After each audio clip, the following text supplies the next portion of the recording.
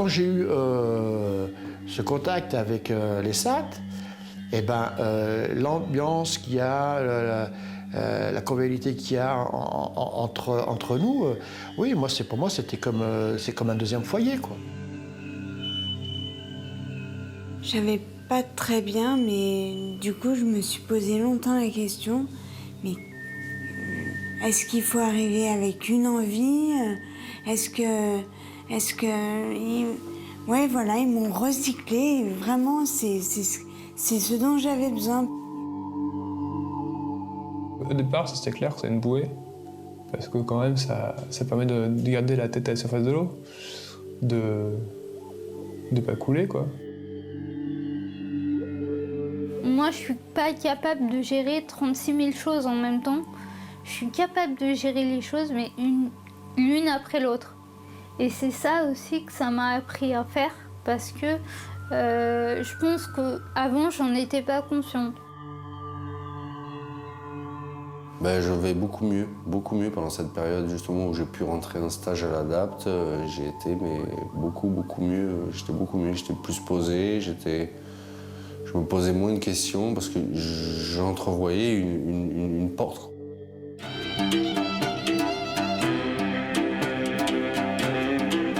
Ce secteur a été bâti pour permettre à des personnes qui ont des difficultés d'accès à l'emploi, qui sont reconnues travailleurs handicapés, d'accéder à l'emploi et au travail surtout. Pourquoi hors mur? Parce que dans nos murs à nous, qui sont relativement réduits, on a développé des activités médico-sociales, mais par contre on n'a aucune activité de production. Tout ce qui est travail, tout ce qui est économique se fait dans des entreprises. C'est une formule innovante, dynamique, qui plaît beaucoup aux entreprises parce que justement, ça leur permet de pouvoir expérimenter cette intégration d'une personne handicapée sans pour autant que celle-ci, dans un premier temps, soit salariée de l'entreprise.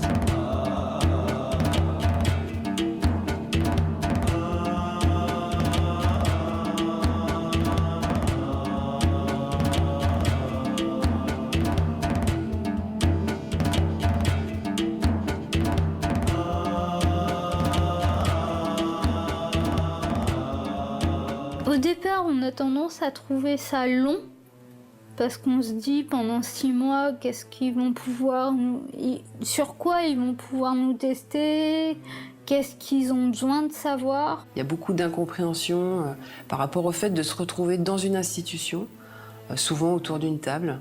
On se demande un petit peu ce qu'on fait là, où est l'entreprise, qu'est-ce qu'on attend de nous. Au début, je me dis, oh là là, on papote. C'est un peu perturbant pour eux, c'est un peu perturbant. Et puis, il y a des personnes qui n'ont pas travaillé depuis très longtemps. Et elles savent qu'elles vont être là pendant 6 mois pour qu'on les évalue un petit peu. Donc je pense qu'il y a aussi cette inquiétude qui est là, qui est tout à fait légitime. Il faut se laisser aller surtout, parce que c'est un peu normal qu'il y ait un flottement au début. Au tout début, c'est reprendre un rythme. Ce sont souvent des personnes qui, justement, n'ont pas de contraintes et n'ont pas de rythme structuré. Donc, être amené à venir tous les jours ici à une heure bien précise, c'est déjà un premier pas vers l'emploi, vers l'activité professionnelle.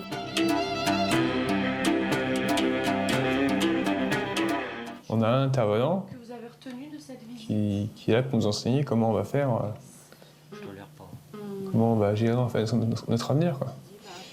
Comment on va gérer les problèmes, le stress, le fait de se lever le matin à nouveau pour aller travailler, enfin des trucs idiots, mais qui paraît idiot à dire en fait, comme ça, mais qui est important quand on n'a pas eu d'activité pendant très longtemps. Souvent, ils n'ont pas de projet, donc ça permet aussi de définir les secteurs professionnels où ils aimeraient travailler et de mettre en adéquation leurs souhaits de travail et puis leurs capacités. Et ça prend du temps. Leur attente, c'est de travailler. Donc nous, on va leur expliquer qu'on ira vers le travail, mais pas tout de suite, et qu'on a besoin de ce temps un peu d'évaluation pour pas justement leur faire rejouer des choses, des situations d'échec. Moi, tout me plaisait en fait. C'est pas quelque chose que j'adorais, mais il fallait le faire, et puis c'est pas non plus... c'est pas nul, quoi. Ça veut dire c'est bien, on était tous ensemble, on travaillait ensemble, non, c'est bien. Avec l'idée de les préparer à l'entreprise et avec tout ce qui va avec, la gestion des retards, la gestion peut-être des conflits en entreprise, la gestion des remarques en entreprise, etc. Donc avec un outil théâtre. L'atelier technique a pour but de mettre les bénéficiaires en situation d'activité. Cela permet d'observer leurs compétences au niveau gestuel, sensoriel et cognitif. Et cela permet de compléter un bilan ergo qui a pu être réalisé auparavant. Tous les jeudis, je les remets en question, ça c'est clair. Et je les oblige en tout cas, eux, à se remettre en question. Par le biais des qualités, des compétences, des envies, des rêves. Et ensuite, on va essayer de réduire vers quelque chose de très réaliste. Ça va conduire à découvrir des possibles et à faire émerger aussi des impossibles. Pour à un moment donné, finalement, arriver à définir quelque chose qui sera de l'ordre de est-ce que cette personne, elle est faite, entre guillemets, pour le milieu ordinaire ou pas. Pour monter un peu les nerfs des autres. L'auto-évaluation n'est pas forcément évidente. Elle n'est pas la même en début de période d'essai et en fin de période d'essai. En général, ils ont pris un petit peu de recul et puis ils ont un peu plus mesuré aussi où étaient leurs difficultés, où étaient les points faibles, les points forts. Et des groupes de cuisine, c'est un temps qui me permet d'évaluer plein de choses. La capacité à suivre une procédure, donc s'ils sont capables de travailler en équipe, s'ils sont capables de demander des précisions, etc.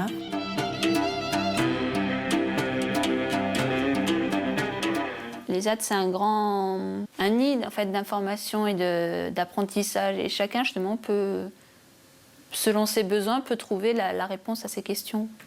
Pendant 6 mois, j'étais super content parce que tous les jours, je me levais, pas travailler, mais j'allais développer des choses avec des personnes qui s'occupent de nous, aussi bien à tous les niveaux, quoi. Je veux dire, on a un souci, que ce soit administratif ou que ce soit ou le logement, les gens sont là pour nous aider, pour nous guider. Voilà. Donc, dans le logement que j'ai, j'aurais pas été à l'ESAT, jamais j'aurais été ici, quoi. Hein.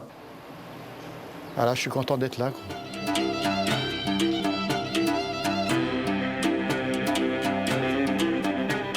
Ce qui est important, c'est qu'on soit une équipe, en fait. Voilà, s'il n'y avait pas d'équipe, le dispositif ne pourrait pas exister. On a une assistante sociale, on a une CESF, on a l'ergothérapeute, on a le médecin. Si vraiment on a des questions à poser, je pense qu'on trouvera toujours quelqu'un pour nous répondre. Il y a la personne qu'on accueille au sein de l'ESAT et il y a toute l'équipe autour qui va voir la personne sous des angles différents, qui va intervenir avec des formes d'accompagnement différentes, que ce soit en atelier, que ce soit de manière individuelle, des entretiens référents par exemple. Très bien, ouais. Dans le rôle de référent, l'idée est toujours de garder le lien, la confiance avec la personne. J'interviens moi beaucoup au niveau de l'équipe, au niveau de l'entreprise, et pas nécessairement en direct avec les bénéficiaires. Moi, je les vois souvent dans les moments, les moments de regroupement, quand il y a les remises de diplômes, quand il y a les fêtes de fin d'année, quand il y a des sorties. L'essentiel, mais tu te rappelles l'essentiel.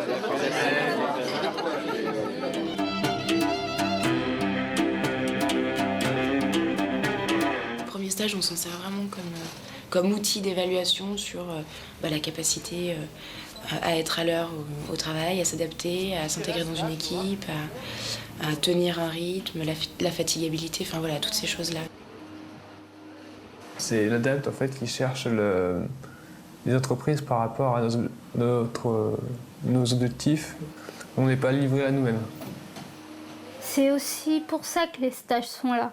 C'est histoire de vraiment se faire une idée de ce qu'on a envie ou pas. On a cette chance-là de pouvoir avoir un petit peu plus le choix que quand on est en milieu ordinaire. Période positive parce que c'est là où ils ont réussi à trouver mes points forts et puis à les utiliser.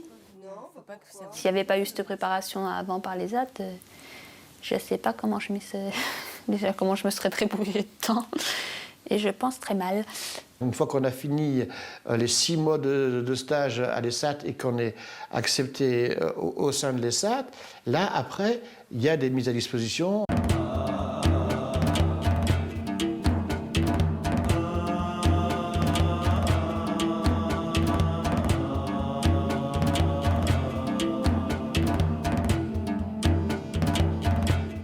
toutes les personnes qui sont accueillies dans cet établissement sont mises à disposition dans des entreprises, des associations, des collectivités locales qui acceptent d'accueillir la personne.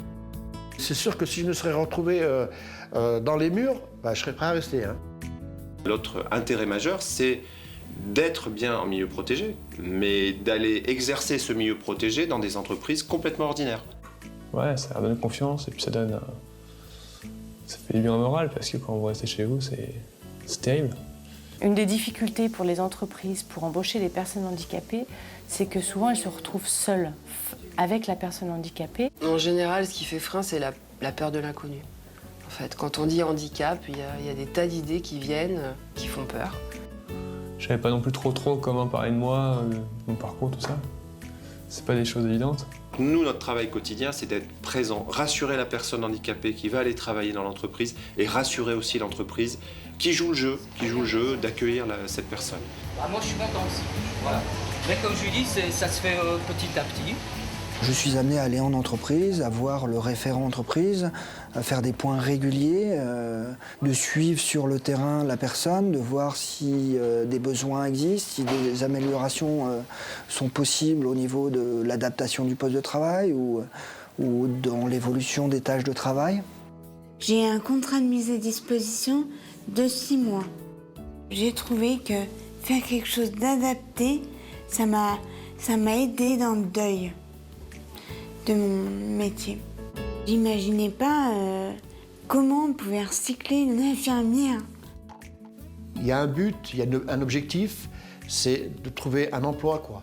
Mais à côté de ça, il y a plein de choses. Il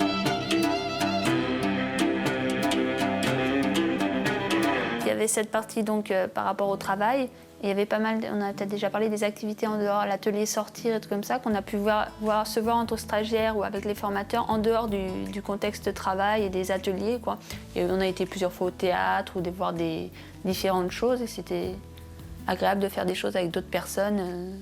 Avec l'idée de faire découvrir la culture ou redécouvrir des activités culturelles aux bénéficiaires de l'ESAT Ormur. C'est des activités qu'on fait en groupe et qui sont importantes pour se retrouver en fait entre nous.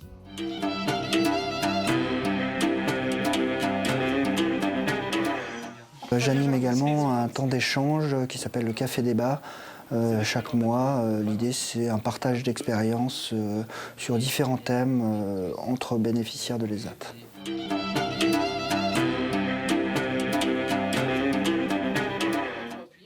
J'ai fait aussi une formation en informatique qui s'appelle le PCIE. C'est vrai que c'est toujours valorisant et puis en plus c'est quelque chose qui peut toujours être intéressant sur un CV.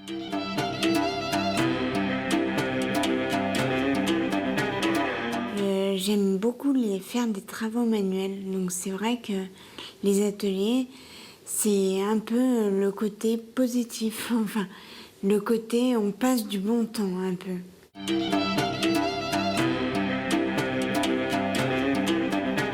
Je suis repérée comme la personne qu'il faut solliciter en cas de difficultés financières, administratives.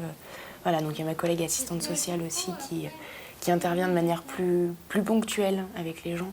Avec Audrey, je fais du classement surtout. Je classe mes papiers. Elle m'aide à m'organiser. On avait mis en place une liste de courses. Parce qu'on a le temps, parce qu'on est une équipe pluridisciplinaire, on peut s'adapter à là où en est la personne et être à l'écoute. Les personnes qui sont mises à disposition sont effectivement encadrées de façon très rigoureuse par les référents de l'ADAPT. Je crois que cela contribue au succès du partenariat puisque nous échangeons très très régulièrement. On n'est pas de l'intérim. Par contre, on s'inscrit dans la durée. Il y a plutôt une greffe qu'on va essayer de faire prendre et qui prend. J'ai vraiment appris à connaître les gens, vraiment. Je me suis intégrée à l'entreprise. Et ce qui évolue, c'est qu'une fois qu'on découvre la personne, on découvre d'abord un être humain, et ensuite on va découvrir ses limites. Et nous, on est là pour faire en sorte qu'on montre ce qui fonctionne le mieux chez lui. Les SAT Ormur, ça vous permet de rentrer dans l'entreprise par la petite porte. pas par la grande porte de devant, mais peu importe, une fois qu'on est dans l'entreprise, une fois qu'on va montrer à l'entreprise que la personne, elle peut travailler, qu'elle a quelques compétences, qu'elle est capable de durer, qu'elle est capable aussi d'acquérir un peu plus de compétences plus les mois passent, je pense que là, c'est gagné. Et progressivement, quand il a acquis certains savoir-faire, j'en ai rajouté au fur et à mesure, quoi. Et comme je disais tout à l'heure, maintenant, il est autonome sur son poste. Si on veut le faire, on peut le faire. Si on ne veut pas le faire, il ne se passera jamais rien, quoi. De pépiniériste, il est passé assistant d'achat dans un service administratif. Écoutez, moi non plus. C'est bien, donc ça c'est nouveau, vous le faites depuis peu de temps, ça. Ça oui, donc j'ai demandé à Régine. Pour l'entreprise, ça peut être qu'un plus. On se rend compte qu'à chaque fois, ça bouleverse dans le sens positif, puisqu'on dépasse des tas d'idées reçues sur le handicap. Par exemple, Farida serait embauchée dans notre société au poste où elle est. Moi, personnellement, il n'y aurait aucun problème. L'intérêt de l'ESAT hors mur, c'est d'avoir une formule qui est moins chère, bien évidemment, qui est plus souple, parce que ce n'est pas des contrats de travail, et puis accompagnée. Et même après, je veux dire, même après l'embauche, on est suivi pendant une année où il s'intéresse toujours à nous. Si jamais il y a des soucis, il y a des problèmes, voilà quoi. Tous les bilans que l'on reçoit jusqu'à maintenant parlent de leurs difficultés, de ce qu'ils ne peuvent pas faire. Et finalement, toute la richesse de l'ESAT, c'est justement de mettre le projecteur sur ce qu'ils sont capables de faire. Il faut se dire, moi c'est comme ça que je l'ai pris, que les ZAD, c'est tout ce qu'il y a à apprendre dans les ZAD, c'est bon pour nous. Tout ce qu'ils font, c'est pour nous aider à nous débrouiller, pour nous aider à avancer et tout comme ça.